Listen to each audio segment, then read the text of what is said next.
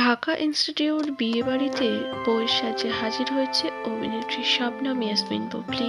তবে এই বাড়িতে গিয়েই স্বীকার করেছে নিজের সংসার জীবনের খুঁটিনাটি নিয়ে। এবার সোশ্যাল মিডিয়ায় দেখা গেল অভিনেত্রী শবনম ইয়াসমিন বুবলিকে। তিনি তার শাশুড়ি মা ও শ্বশুর মশাইকে নিয়ে কথা বলেছে, জানিয়েছে তারা তাকে এতটাই ভালোবাসে যে তিনি যেমন বাড়ির ছোট মেয়ে ছিল তেমনি শ্বশুর বাড়ির ছোট মেয়ে হিসাবেই রয়েছে। শাশুড়ির কাছ থেকে হয়তো কিছু টিপস পায় বা কিছু উপদেশ পায় যেটা সারা জীবন তারা বই নিয়ে বেড়ায়। আপনাকে ক্ষেত্রে আপনার শাশুড়িকে এমন কোনো উপদেশ দিয়েছিল যেটা আপনি এখনো মনে হয় পালন করেন? আমার শাশুড়ি, আমি বলবো যে আমি খুব লাকি, খুবই লাকি।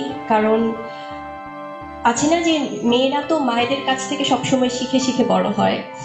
সো প্রতিনিয়ত আমি যেহেতু আমার ফ্যামিলি সবার ছোট, আমার মা কখনো ওই রান্না বান্না বা কোনো কিছু করতে দিতে চায় না, কারণ ভাবে যে মেয়েরা তো শ্বশুরবাড়ি যেহেতু কাজ করবে। কিন্তু সবকিছু শিখিয়েছে, কারণ মেয়ে মানুষ মানেই রান্না জানতে হবে definitely. So I love to cook. আর শাশুড়ির কাছ থেকে প্রতিনিয়তই শিখি। উনি ঠিক সেই আমার ফ্যামিলির ছোট মেয়েটার মতোই আমাকে একদম বাচ্চার মতো করেই ট্রিট করে। সারাক্ষণই মনে হয় যে কোনো কিছু করতে গেলে বা রান্না করে গেলেও শাশুড়ি মনে করে যে, যেহেতু আমি আমার শাশুড়িকে মা ডাকি, সো মা সবসময় বলে যে না থাক, আমি আছি যতদিন আমি সবকিছু দেখে রাখি। সো খুব মানে একদম সেই মেয়ের মতো করে আদর করে, ভালোবাসে। সো আমি খুব লাকি এদিক থেকে। নিজের লাইফ পার্টনার কেমন হওয়া উচিত এবং শাকিব খান নিজেও কেমন, কিভাবে নিজের সংসার সাজিয়েছে সেই কথাও জানিয়েছে ঢাকা ইনস্টিটিউট বিয়েবাড়িতে এসে অভিনেত্রী শবনম ইয়াসমিন বুবলি। ছোটখাটো বিষয় নিয়ে কথা বলেছেন তিনি। প্রথমবার তাকে সংসার জীবন, শাশুড়ির স্বামী, সর্বোপরি তার সংসার নিয়ে কথা বলতে দেখা গেল সোশ্যাল মিডিয়াতে। আপনি কি রোমান্টিক ওয়েদার পেয়েছিলেন? 100%। ও গ্রেট। একজন নারী হিসেবে আপনি সব মেয়েদেরকে কি অ্যাডভাইস দিতে চান যে লাইফ পার্টনার চুজিং এর ক্ষেত্রে একটা ছেলের মধ্যে যদি এই জিনিসটা থাকে, বাবা কেটে পড়ো, ওইদিকে যাওয়ারই দরকার নেই? অবশ্যই আমি বলবো, যেটা একটু আগে বললাম, মেয়েরা এখন অনেক বোঝে। তবে আমার ছোট্ট অভিজ্ঞতা থেকে বলবো যে অনেস্টিটা খুব ইম্পর্টেন্ট এবং কমিটমেন্ট।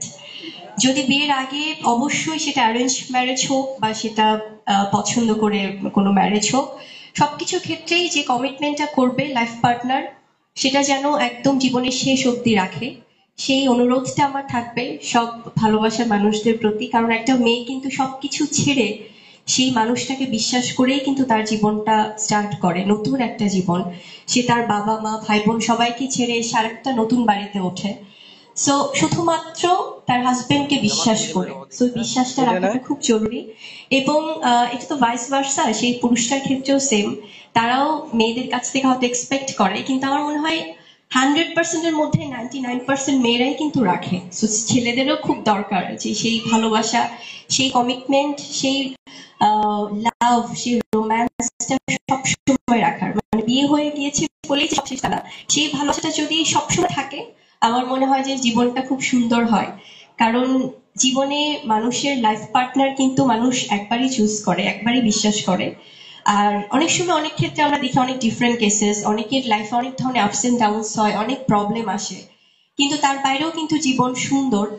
সো সমস্যা বলেই যে জীবনের শেষ তা না, সমস্যা থেকেই কিন্তু আবার সমাধান শুরু।